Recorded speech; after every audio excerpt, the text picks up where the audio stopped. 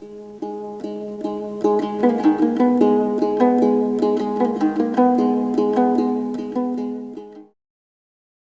апреля 2010 года в Таласе начались волнения. Разъяренная толпа прорвала милицейский кордон и избила министра внутренних дел Кангантиева. На следующий день народ со всех регионов двинулся в Бишкек. В этот раз революция была кровавой. Она унесла жизни 100 человек, среди которых были курсанты милиции и молодежь. Погибшие в апрельской революции были похоронены в Атабеите, на могиле отцов, так же, как отцы-основатели, отдавшие свои жизни за светлое будущее страны. Государство возглавило Временное правительство во главе с Розой Отунбаевой, Омурбеком Текебаевым, Алмазбеком Атамбаевым и Темиром Сариевым. До 13 апреля Бакиев пытался ухватиться за власть на юге Кыргызстана, но в результате переговоров между Временным правительством и Бакиевым он выехал 15 апреля из Кыргызстана в Тарас, где 16 апреля подписал отрешение от должности.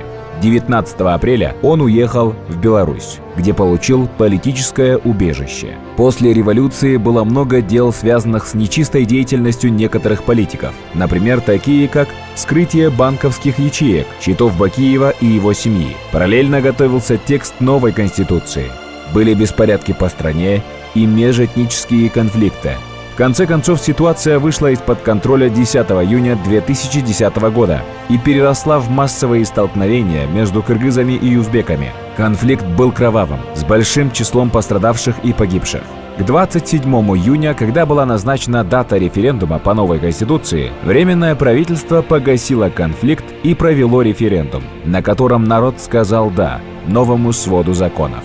Основные статьи Конституции касались полномочий президента переходного периода Розы Отунбаевой для осуществления мирной передачи власти и проведения парламентских выборов. Также правительством был заявлен переход на парламентаризм, который до сих пор не осуществился.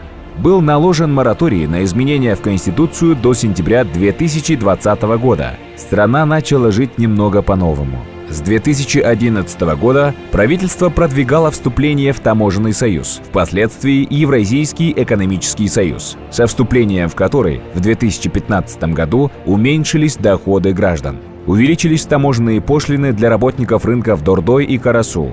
Еще под влиянием общемировой политики, когда спустились цены на нефть, упал рубль и тенге. Кыргызские мигранты стали отправлять меньше отчислений в Кыргызстан, и кыргызская продукция стала неконкурентоспособной на рынке ЕАЭС. Сегодня Кыргызстан очень сильно зависит от отчислений мигрантов, так как не экспортирует товаров. Вхождение в ЕАЭС хотя бы улучшило условия их пребывания в России, в которой большинство из них работает. 11 декабря 2016 года прошел референдум по внесению поправок в действующую Конституцию от 2010 года.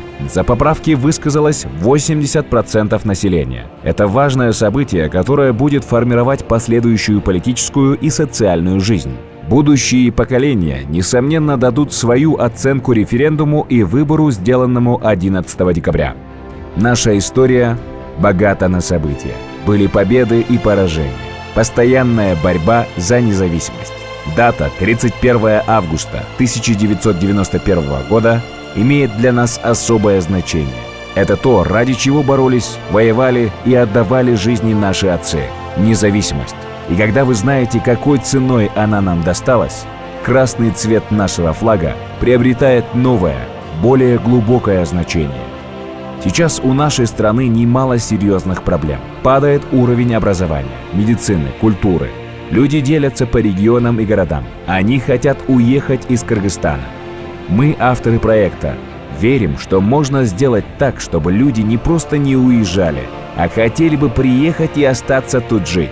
Для этого нам надо учиться, развивать самих себя. Становясь лучше, мы улучшаем себя, свое окружение, дом, город, страну, весь мир.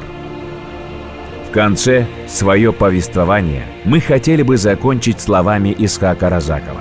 «Мен таза болсоң, сен таза болсоң, коом да таза болот».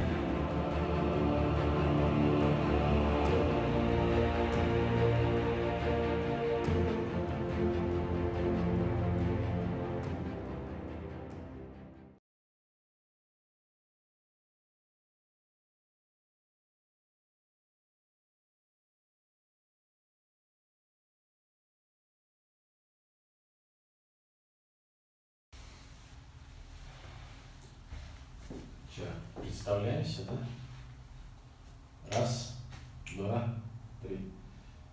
Всем салам, друзья. Меня зовут Астан. Меня зовут Азирет. Вы только что досмотрели 20-ю серию «Истории Кыргызстана». Это была первая редакция. В конце мы хотели сказать то, что мы это все сейчас переделываем, исправляем, и выйдет вторая редакция. Она будет намного интереснее, правильнее и визуально приятнее.